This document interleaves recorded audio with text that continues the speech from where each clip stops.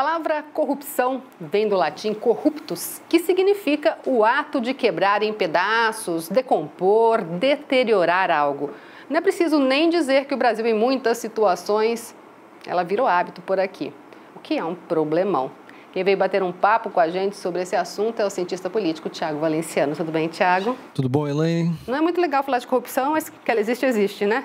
Existe, não tem como a gente escapar, né? Isso que é interessante, né? Não tem o que fazer. A gente vê uma série de campanhas, a própria Unicesumar tem uma campanha que fala que colar já é um ato de corrupção. Exato.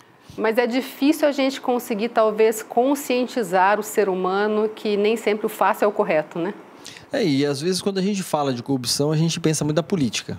Falou em corrupção no Brasil, pensa em política. Tanto que a corrupção foi o tema mais importante que os eleitores escolheram em relação aos presidenciáveis do ano passado. Então, quer dizer, nem saúde, nem educação, nem segurança pública era tão importante quanto corrupção.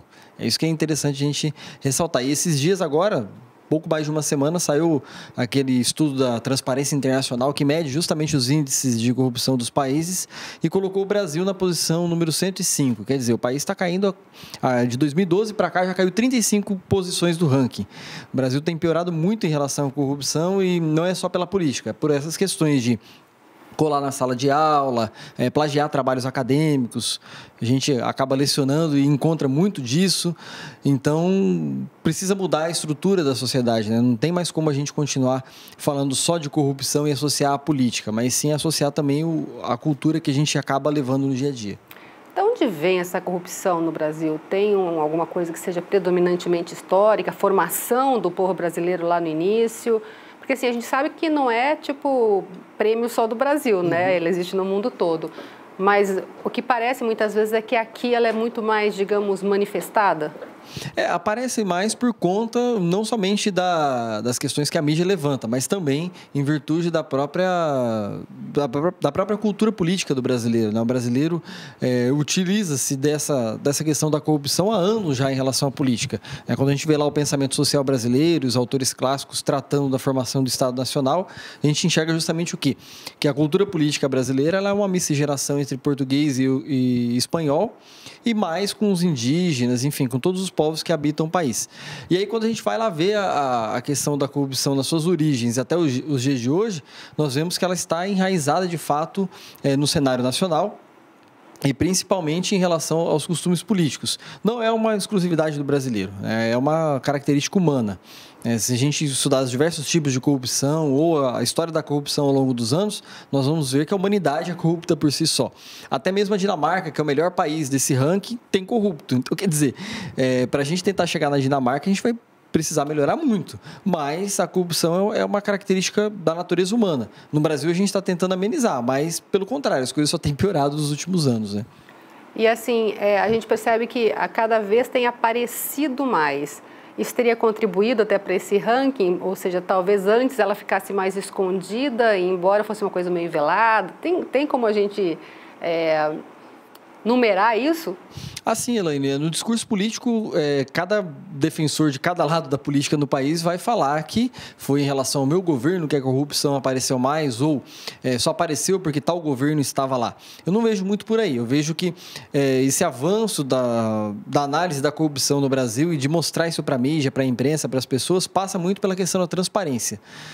Os processos de transparência têm melhorado muito no Brasil nos últimos anos. Não somente o controle público com a lei de responsabilidade fiscal, com a lei da transparência, que é de 2011, se não me engano, e com toda essa legislação que veio para abrir os cofres, abrir, de fato, aquela caixa preta do setor público, a gente conseguiu enxergar melhor como que funcionam os processos. Analisando melhor os processos, a gente enxerga o quê? O resultado da possível corrupção ou não. E analisando esse resultado, a gente tenta criar mecanismos para acabar com a corrupção no país.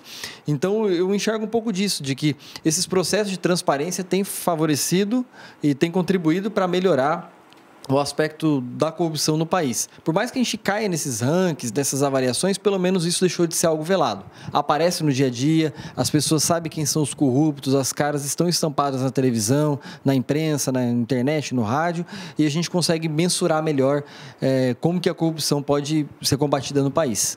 O que eu acho mais interessante é que quando alguém tem um ato digno, um ato de, por exemplo, encontrar uma carteira cheia de dinheiro e devolver cheia de dinheiro para o dono, a gente fala, nossa, né, vale uma reportagem mostrando, quando na verdade essa deveria ser a regra e não a exceção, né? Exatamente, né? O professor Zé Antônio Martins, aí, que foi meu orientador de mestrado, fez um livrinho sobre a corrupção que é muito legal, e ele fala lá que existem dois tipos de corrupção. Existe a corrupção da estrutura e do próprio ser humano, né? E na estrutura a gente acaba com esses mecanismos de transparência e do ser humano a gente tenta acabar com as regras que regem a sociedade. E aí é interessante notar que esse tipo de atitude, e a gente vê muito isso na imprensa, de atos de heroísmo, de atos de gente que está assim fazendo aquilo que é extraordinário, não somente deveria ser a regra, mas deveria ser a conduta do ser humano durante o seu dia a dia.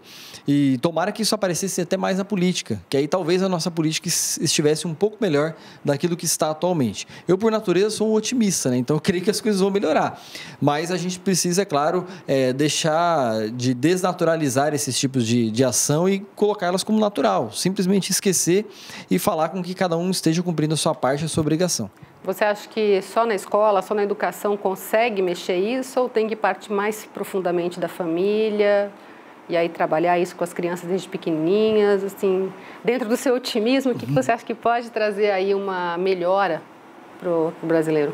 É um conjunto de forças, né? Não somente aqui com esse tipo de reportagem, como também na família, como na educação, enfim, todas as classes sociais, as esferas sociais que a gente possa trafegar.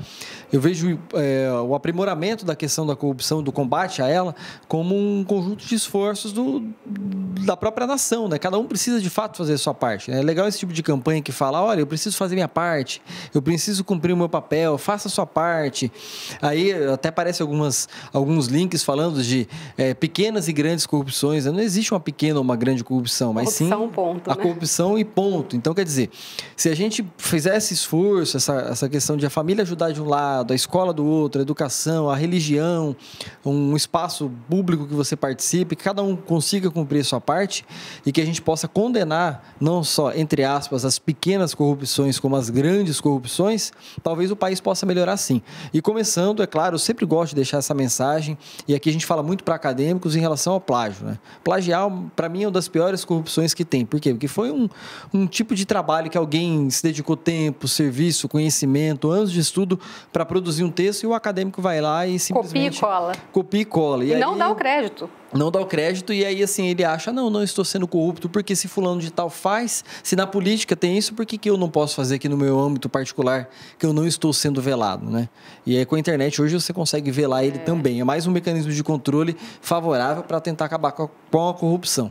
O mais interessante é que acho que está ganhando, né, com isso. Não está ganhando, né? O político a gente já consegue enxergar diversos políticos condenados nas diversas operações que aconteceram no Brasil ao longo dos últimos anos. Ele está sendo condenado, então quer dizer, o crime não está compensando mais na política, nem na política, e não deve mais nem compensar também no ensino superior, no ensino médio, enfim, no âmbito educacional também. No dia a dia, né? No dia a dia. O que é certo, né? Não tem jeito. Vamos tentar agir pelo menos ali de uma forma meio que durkheimiana, né? Tentando seguir as regras da sociedade, mas agir de uma forma que a gente consiga cumprir com o nosso papel. Com certeza. Muito obrigada, viu? Obrigado você pelo convite.